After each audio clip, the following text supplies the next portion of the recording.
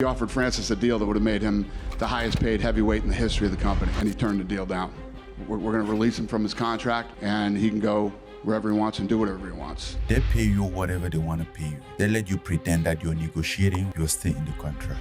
Francis Ngannou had a once-in-a-lifetime opportunity to sign a multi-million-dollar contract with the UFC. Well, we've been negotiating with him for 2 years. You know, he's got it in his head that there's bigger opportunities outside the UFC. Where the heavyweight champion himself is looking to fulfill a contract and say adios. But he passed it up for the sake of being a revolutionary. Francis, are you getting more money from sponsorships than fights right now? Okay. When do you feel like things between you and Dana started to dissolve? His interpretation was that your ego is out of control just because you said, let's just focus on this fight and go one fight at a time. The question is, did he make the right choice? No, I'm not scared. The only thing that I'm scared of is to be trapped. From the Predator's rise in the UFC to his unfortunate fallout with the world's premier mixed martial arts promotion, let's dive deeper into his incredible story. Francis Ngannou's humble beginnings. Born and raised in the tiny village of Bati in Cameroon, Ngannou grew up impoverished and had to take up extremely tough jobs to make ends meet. A massive fan of the legendary Mike Tyson, Ngannou had a knack for boxing from an early age. That made Mike Tyson such a huge star in boxing. What do you see as the future for Francis Ngannou? But the opportunities in his homeland were few and far between. Despite the hurdles, Ngannou never lost sight of his goal, and at the age of 26, he migrated to France in the hope of a better life. Now, things were tough in France too, and Ngannou spent his early days living on the streets of Paris, until he was introduced to Fernand Lopez, the head coach of the MMA Factory. Lopez quickly recognized Ngannou's talent and urged him to take up mixed martial arts in 2013. Within a couple of years, the Cameroonian had his call up from the UFC.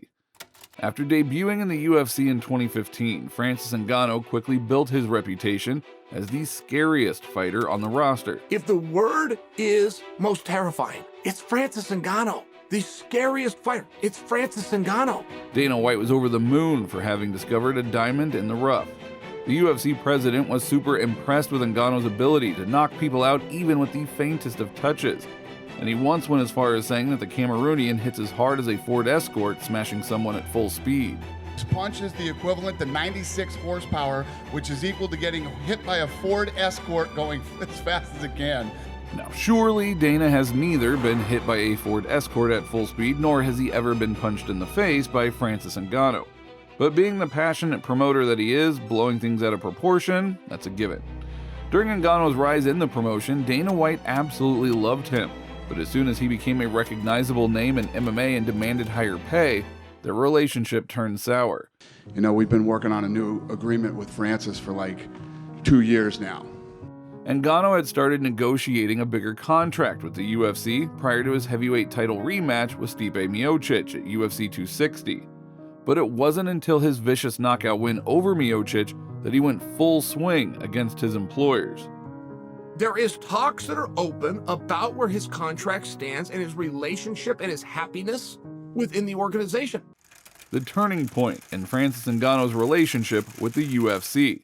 For his fight against Miocic, the Predator banked somewhere around $800,000. The UFC, makes billions of dollars a year, and they're only paying their fighters 15% of that. But when Logan Paul made a whopping $20 million for his boxing exhibition against Floyd Mayweather a few months after Ngannou's fight against Stipe, it made the then UFC heavyweight champion question his promotion's pay structure. What are we doing wrong, is what Ngannou asked in a tweet about Logan Paul. Now, to answer Ngannou's question, he probably doesn't attract as many eyeballs as Logan Paul, despite the fact that he is light years ahead of the YouTube sensation in terms of fighting. But then again, even Logan Paul wouldn't bank $20 million if he fought in the UFC, so Ngannou did have a point. Now, Mayweather versus Paul turned Ngannou's world upside down, and to be fair, Dana White's as well. The baddest man on the planet took the UFC bigwigs head on and demanded bigger compensation for his services. After mid-2021, the negotiations between the two parties faced several deadlocks, and Ngannou's former manager, Markel Martin, was the driving force behind them. The two parties barely managed to reach a deal for his first title defense against Ciryl Gane, which took place in January 2022 at UFC 270. And Ngannou retained his title as well as his bargaining leverage. That was the last fight on his UFC contract. The Predator hasn't fought since UFC 270, mainly due to a knee injury and partly due to his contractual dispute with the UFC, which didn't see a breakthrough in 2022 either, and eventually they decided to part ways in January of this year. Francis Ngannou's response to Dana White's lies. Now, breaking the news of Ngannou's departure to the media, Dana White claimed that the Cameroonian was offered a deal that would have made him the highest paid heavyweight in UFC history, but he rejected it because, quote unquote, he feels he's in a good position where he can fight lesser opponents and make more money. Where he could fight lesser opponents and make more money. Since MMA fans are pretty good at reading between the lines, they immediately understood what Dana was trying to insinuate, that Ngannou is scared of Jon Jones. They have also said that I'm scared of fighting Jon Jones or somebody else. However, the UFC president's claims were quickly dismissed, even by one of his very loyal employees. Francis avoided Jones. That's not true. Francis would have fought Jon Jones on any day of the week. Let's not get crazy, fans. In his response to Dana White, Ngannou said that he was indeed offered a good amount of money, which was somewhere around $8 million. But even that wasn't big enough. This negotiation is 1,000% not all about the money. Additionally, Ngannou had asked the UFC officials to provide sponsorship rights, health insurance, and allow an advocate to accompany fighters during contract negotiations. There's not really a lot of things that you want or you can do when you are in that contract. They decide for you. The UFC didn't approve, and that's all she wrote. Francis Ngannou is being called a revolutionary by many for standing up for himself and his peers, but some also believe that he shot himself in the foot. So let's take a deeper look into the heavyweight maestro's decision to part ways with the world's premier MMA promotion.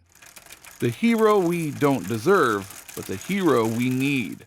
From the sand mines of Cameroon to the top of the MMA world, Ngannou's journey has been movie-esque. The incredible journey that you went to get out of Cameroon and to make it to Europe. His life has changed completely. Now, for you to wind up the heavyweight champion of the world has to be one of the most spectacular feelings a human being could ever experience. A few years ago, he wouldn't have thought that he would get called out by Tyson Fury and Dillian Whyte, even in his wildest of dreams.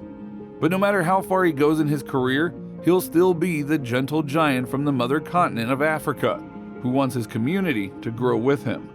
And make no mistake about it, Ngannou wants money, and lots of it. And with the talent that he has, he deserves $8 million and more. However, what makes his legacy greater than some of the other highly paid MMA stars is that he wants to change the game for everyone. In that sense, at least, he is a revolutionary. If they don't have anybody on the contract, what is the value of the business? Ngannou's ideas are not new, but they are certainly exciting. And maybe with a bit of backing from some other UFC stars, he would have been able to move the needle. The way we do business has to change, and it will change. He's just the guy to kick in the door. Unfortunately, Ngannou's peers aren't willing to put their position in the promotion at stake, and it is very understandable. There is still a long way to go in terms of fighter pay, but health insurance is something every MMA fighter should have in their contracts, especially when numerous studies have proven that they are at a higher risk of brain damage compared to other athletes. He's asking for things that should be mandatory. Throughout their careers, MMA fighters put their bodies on the line, and they are rarely ever at 100% when they are fighting. Sponsorship rights would allow fighters an additional source of income and improve their overall standard of personal and professional life.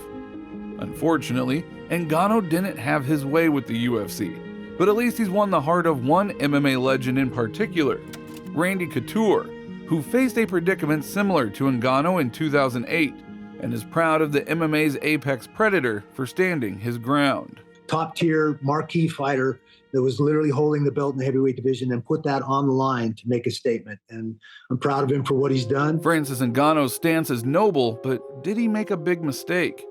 Not everyone considers Ngannou a hero. However, he has his fair share of naysayers who think that he ran away from Jon Jones. But who would even believe that? It is absolutely crazy to think that Ngannou would dodge a fight when it's mostly the other way around. But there's a lot that he will lose now that he's no more a part of the UFC. Earn my position, become a champion, have more value in order to negotiate a better deal. For starters, he won't be getting $8 million, but it wouldn't really matter if he can make twice or even 3 times more against Fury or Joshua. What matters is his legacy in MMA. As good as he is, Ngannou hasn't done enough to be regarded as one of the top 3 heavyweights in history, let alone GOAT status. Had he fought Jon Jones and punched him into oblivion, he would have raised his status exponentially. He could also have fought Stipe Miocic in a trilogy, and it's very likely that he would have won again, and that probably would have put him in a very comfortable position at the top of the heavyweight Mount Rushmore. What good can he gain from a couple of boxing fights with Fury and Joshua other than money? Does he have the skills to go toe-to-toe with the absolute best in boxing? In truth, Ngannou can only build a substantial legacy outside of the UFC if he conquers the world of boxing. Interestingly, Ngannou is leaving the door open for a UFC comeback because he doesn't take business dealings personally. I still have so much excitement and so much love with MMA that I feel like I haven't delivered everything. But if he does decide to come back, particularly after suffering a couple of losses in boxing, he should keep one thing in mind, which is that he wouldn't have the same bargaining leverage, and he'd ultimately have to accept the UFC's offer, whatever it may be. And that would be a massive fall from grace for Francis Ngannou. And with that, it is time for the final verdict. We think Francis Ngannou is a revolutionary because he challenged the most powerful MMA promotion in the world and set an example for others to follow. If you think otherwise, please give us your thoughts in the comments section below. And if you enjoy our content, please give it a like and don't forget to subscribe and hit that bell icon so that you get notified the next time we upload a video. Thanks for watching, and we will see you in the next one.